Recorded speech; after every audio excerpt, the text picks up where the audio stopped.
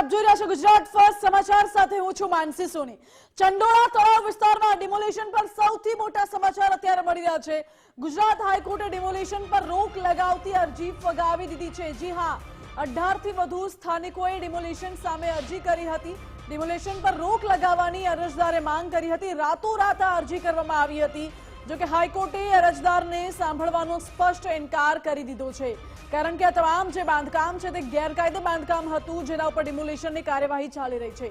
ચંડોળા તળાવ વિસ્તારમાં demolition strike યથાવત રહેશે, ગેરકાયદે દબાણો તોડવાની કામગીરી ચાલુ રહેશે। હાઈકોર્ટનું સ્પષ્ટ વલણ છે કે ગેરકાયદે બાંધકામો પર ડિમોલિશનની કાર્યવાહીને રોક ન લગાવી શકાય। એક અરજદારે આ મુદ્દે હાઈકોર્ટમાં અરજી કરી હતી અને અરજદારે એવી પણ માંગ કરી હતી કે તાત્કાલિકપણે આ અંગે સુનાવણી થાય, જો કે હાઈકોર્ટે અરજી ફગાવી છે। આજ મુદ્દે મારી સાથે ન્યૂઝરૂમથી કલ્પિન લાઈવ જોડાઈ ગયા છે, અમારા સંવાદદાતા કલ્પિન। હાઈકોર્ટે ડિમોલિશન પર રોક લગાવતી અરજી ફગાવી કાઢી છે, શું કહ્યું છે હાઈકોર્ટે? જો માનસી, મોડી રાત્રે ડિમોલિશન જે આખી ચંડોળા વિસ્તારની અંદર જે વસાહતીઓ છે તેમાંથી 18 જેટલા અરજદાર દ્વારા ગુજરાત હાઈકોર્ટની દ્વાર ખખડાવવામાં આવ્યા। ખાસ કરીને તેમના દ્વારા રજૂઆત એ કરવામાં આવી હતી કે આખા ઘટનાક્રમની અંદર કુદરતી ન્યાયના સિદ્ધાંતનું પાલન કરવામાં આવે, તદુપરાંત 15 દિવસનો સમયગાળો આપવામાં આવે કે એવું તો નથી આપવામાં આવ્યું। હાલ તબક્કાની અંદર જે છે તે અમને કોઈ પણ રાહત વચગાળાની જે છે તે નથી આપવામાં આવી, એટલે કોર્ટ અમને આ રાહત આપે। પરંતુ આ તમામ બાબતોની વચ્ચે ગુજરાત હાઈકોર્ટની અંદર રાજ્ય સરકાર તરફથી મુખ્ય સરકારી વકીલ ગુરુચરણસિંહ વિર્ક દ્વારા આખી જે દલીલો હતી તેનો વિરોધ કરવામાં આવ્યો। તેમના દ્વારા એ પણ કહેવામાં આવ્યું કે ચંડોળા તળાવ અને તેની આસપાસ બાંધકામ કોઈ પણ પ્રકારની મંજૂરી જે છે તે નથી આપવામાં આવી।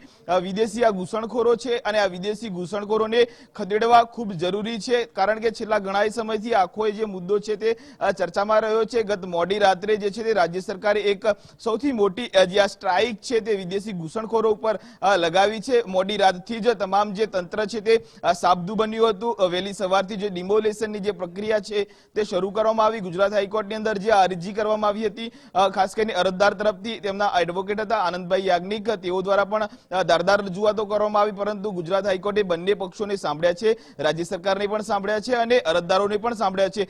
સાંભળ્યા બાદ તમામ જે છે તે અરજીઓ કોર્ટે ફગાવી દીધી છે, એટલે ચોક્કસથી કહી શકાય કે આ ચંડોળા ખાતે જે ડિમોલિશનની કામગીરી છે તે યથાવત રહેશે। આખું જે બુલડોઝરની જે કામગીરી છે, તમામ જે દબાણો ગેરકાયદેસર છે તે દૂર કરવાની પ્રક્રિયા યથાવત રહેશે। સાંજ સુધીમાં આખી જે પ્રક્રિયા છે તે પૂર્ણ કરી દેવામાં આવશે, તેવું પણ આજે કોર્ટની અંદર રાજ્ય સરકાર તરફથી ખાતરી આપવામાં આવી છે। જી ઓકે કલ્પિન, આભાર આપનો।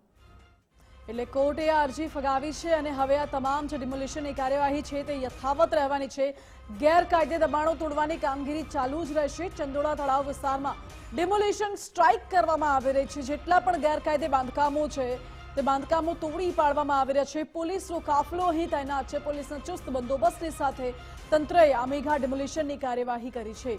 મોટી સંખ્યામાં જેસીબી દ્વારા બુલડોઝર ફેરવવામાં આવી રહ્યો છે। આ બુલડોઝર કાર્યવાહી પણ આપ જોઈ રહ્યા છો, ઠેર ઠેર હવે કાટમાળ જોવા મળી રહ્યું છે। જોકે એક અરજદારે આ અંગે કોર્ટમાં અરજી કરી હતી કે આ ડિમોલિશન અટકાવવામાં આવે, પરંતુ કોર્ટે ઇનકાર કરી દીધો છે। ડિમોલિશન પર રોક લગાવવાની અરજદારની માંગ હતી, કોર્ટે સાંભળવાનો જ સ્પષ્ટ ઇનકાર કરી દીધો।